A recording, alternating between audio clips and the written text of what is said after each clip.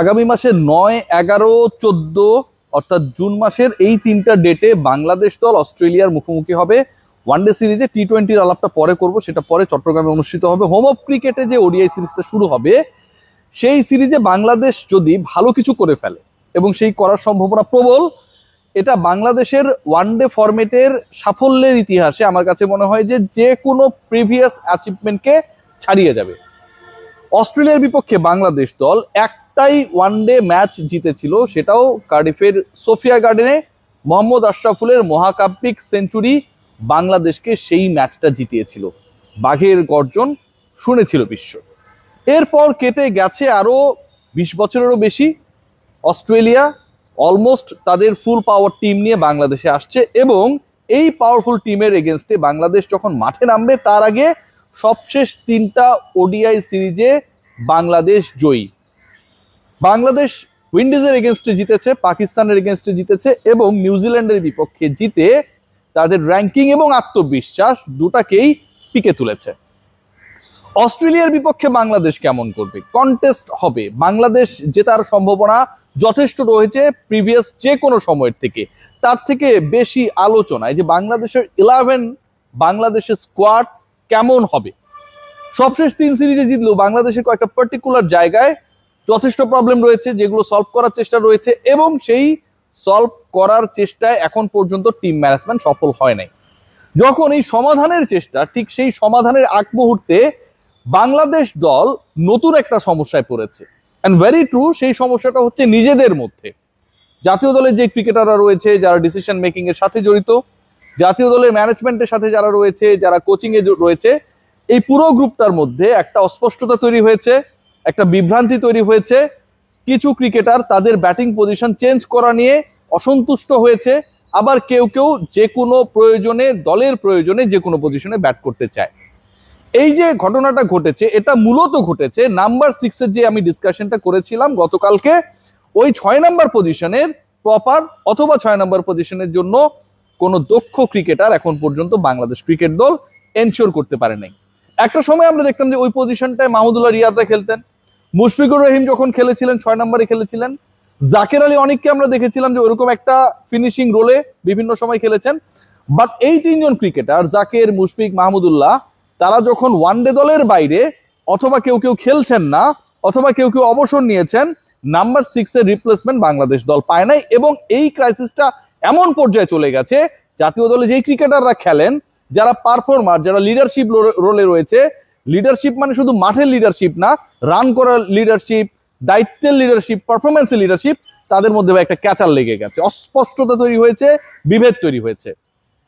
এবং সেই বিভেদ মেটানোর জন্য নাম্বার 6-এর সলিউশন হাবিবুল বাশার সুমনের সিলেকশন প্যানেল খোঁজার চেষ্টা এবং সেখানটায় এমন একজন ক্রিকেটার, যেটা আপনারা ট্যাগ লাইনেই দেখছেন, আলোচনায় রয়েছে, যেই ক্রিকেটার এই মুহূর্তে চলমান ঢাকা প্রিমিয়ার লিগে একটা দলের নেতৃত্বে রয়েছেন, ক্যাপ্টেন্সি করছেন, যিনি একটা সেঞ্চুরি করেছেন, অর্ধশতকও রয়েছে, টোটাল 267 রান করেছেন, স্ট্রাইক রেট যেটা বলি 129, মানে 130-এর মতো, প্রতি 100 বল খেলে তিনি 130-এর কাছাকাছি রান করছেন এবং এভারেজ সেটা হচ্ছে 89।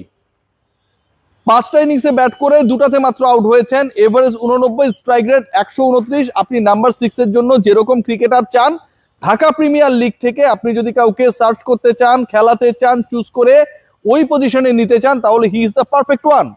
একই সাথে আপনার কাছে এই প্রশ্ন জাগতে পারে যে এরকম একজন ক্রিকেটার অনেককেই ডোমেস্টিক ক্রিকেটে ভালো করতে দেখি, but end of the day তারা ন্যাশনাল টিমে নতুন হবার কারণে, ন্যাশনাল টিমের পরিবেশ না বোঝার কারণে আসলে ওই পারফরমেন্সের রিপিটেশনটা করতে পারে না। সেই ক্ষেত্রে ওই ক্রিকেটারের ঝুলিতে রয়েছে ইন্টারন্যাশনাল ক্রিকেট খেলার এক্সপেরিয়েন্স। বাংলাদেশ দল টিম ম্যানেজমেন্ট এই মুহূর্তে মোসাদ্দেক হোসেন সৈকতকে নিয়ে যথেষ্ট আশাবাদী, আলোচনায় রয়েছে এবং বাংলাদেশের নেক্সট অস্ট্রেলিয়ার বিপক্ষে সিরিজে মোসাদ্দেক সৈকত, আমার কাছে মনে হয় অন্য কোনো ইস্যুস না থাকলে এই ইস্যুগুলো নিয়ে আমি আলোচনায় আসবো, জাতীয় দলে ডাক পাওয়াটা সময়ের ব্যাপার। আপনি নাম্বার 6-এর কাছ থেকে কি এক্সপেক্ট করবেন? ওইখানে আপনার এক্সপেকটেশনটা থাকবে এমন একজন ক্রিকেটার যিনি দ্রুত রান তুলতে পারেন, 129 স্ট্রাইক রেটে ব্যাট করা, ওয়ান ডেতে দ্রুত রান তুলতে পারেন, এই যে উপমাটা আমি ব্যবহার করলাম সেটার সাথে অনেক বেশি সাদৃশ্যপূর্ণ। তার কাছ থেকে এক্সপেকটেশনস কি? তিনি অপরাজিত থাকবেন, যেহেতু তার 267 রান এবং 90 এভারেজে সেই রানটা করেছেন, 89-90, তার মানে সেই কাজটা তিনি সাকসেসফুলি করছেন। ধরেন আপনি ওই পজিশনে কাউকে খেলাবেন, কিন্তু আপনার রান গেটারদের মধ্যে যারা রয়েছে, আলোচনায় যারা রয়েছে, তারা এই ডোমেস্টিক ক্রিকেটে ব্যাট করেছে 3-4-এ, আপনি নিশ্চয়ই তাকে 6-এর জন্য চুজ করবেন না। মোসাদ্দেক সৈকত আবাহনীর হয়ে ওই লোয়ার মিডল অর্ডার পজিশনটাতেই ব্যাট করছেন। এর সাথে এবারে ঢাকা প্রিমিয়ার লিগে এবং বাংলাদেশের লিস্টে ক্রিকেটের হিস্ট্রিতে জয়েন্টলি দ্রুততম সেঞ্চুরিটাও মোসাদ্দেক হোসেন সৈকত এর মধ্যে করে ফেলেছেন। Fastest century in list A cricket for any Bangladeshi cricketer, সেটাও তিনি করে ফেলেছেন এবং সেটা 49 বলে। মোসাদ্দেক সৈকতের সেঞ্চুরিটা হয়েছে 49 বলে। 50 বলে 101 রান করা ওই ইনিংসটা তাকে নতুন করে আলোচনায় রেখেছিল এবং এরপরে বাকি ম্যাচেস, বাকি যে 4টা ইনিংস তিনি খেলেছেন সেখানটাও আরো 168 রান 67 রান অ্যাড করেছেন। সো মোসাদ্দেক সৈকতকে নিয়ে ইস্যুটা কি? আমি বললাম না যে অন্য কোনো ইস্যুস না থাকলে সৈকতকে বা সৈকতের দলভুক্ত হওয়া নিয়ে আসলে কোনো ডিবেটের সুযোগ নেই।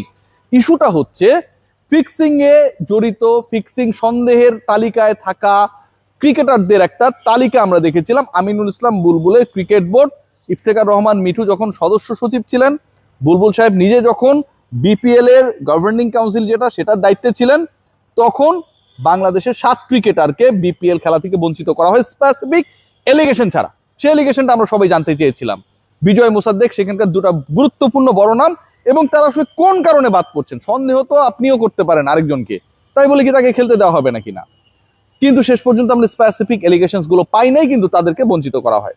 যেহেতু পাই নাই স্পেসিফিক এলিগেশন, তাদের খেলতে না দেওয়াটা ডেফিনেটলি তাদের বঞ্চিত করা। এবং ওই ঘটনার পরে, ওই ডিসেম্বরের ঘটনার পরে আরো 6 মাস চলে গেছে, এখন পর্যন্ত মোসাদ্দেক বিজয়দের ব্যাপারে কোনো ধরনের স্পেসিফিক এলিগেশন আসে নাই। এই সময়ের মধ্যে তারা অন্য ডোমেস্টিক ক্রিকেটে খেলছেন, পারফর্ম করছেন। ঢাকা প্রিমিয়ার লিগে মোসাদ্দেকের পারফরমেন্স আমি বললাম, এবং জাতীয় দলে ঢোকার জন্য যেই পারফরমেন্সটা দরকার, যে স্টাইলে খেলা দরকার, সেই কাজটাই তিনি করছেন। 129 strike rate, 267 run, 89 average, quickest century, এত কিছু করার পরেও মোসাদ্দেক হোসেন সৈকতের জাতীয় দলে ঢোকার ক্ষেত্রে ওই একটা জায়গায় বাধা হয়ে রয়েছে, যেটা আমি আপনাদের বললাম যে বাংলাদেশ ক্রিকেট বোর্ড এবং বিপিএল গভর্নিং কাউন্সিল সেই সময় যে কাজটা করেছিল, নট দিস বোর্ড, সেখানকার ক্লিয়ারেন্স, সেটা যদি হয়ে যায়, Mosaddek is going to be a very vital and effective part of the national team. জাতীয় দলে এই মুহূর্তে নাম্বার 6 এর সংকট, আফিফ হোসেন ধ্রুবকে দিয়ে সেটা করা সম্ভব হয় নাই। পরবর্তী সময়ে তাওহিদ হৃদয়কে নাম্বার 6 এ নামিয়ে দেওয়া হয়েছে, হুইচ ইজ, আমিও মনে করি যেটা ইনজাস্টিস, দরকার নেই, নাম্বার 6 এর ক্রিকেটার তিনি না। এবং এটার কারণে সৌম্য সরকারকে 3-এ খেলানো হয়েছে। সৌম্য সরকারকে 3-এ খেলানোর জন্য নাজমুল হোসেন শান্ত দীর্ঘ সময় 3-এ খেলা, তিনি 4-এ নেমে গেছেন। লিটন কুমার দাস 5-এ নেমে গেছেন, তাওহিদ হৃদয় 6 চলে গেছেন। কারণ একটা ম্যাসাকার সিচুয়েশন হয়েছে সবচেয়ে সিরিজে। বাংলাদেশ ওই সিরিজটা যদি জিততে না পারতো, খোদা না করুক, তাহলে কিন্তু এটা একটা ভয়াবহ ডিসকাশনের পয়েন্ট হতো। তামিম ইকবালের ক্রিকেট বোর্ড এবং একই সাথে টানা 3টা ওয়ানডে সিরিজ জেতা দলটা definitely will search for the number 6, and Mosaddek Shoikot, according to his performance and the playing style right now, he is the proper candidate for this. মুশফিককে নিয়ে অনেক আলোচনা অনেক সময় হয়েছে, হবে, but the point is that Mushfiq is not eager to play for Bangladesh in ODI format. সবাই ভালো থাকবেন, take great care.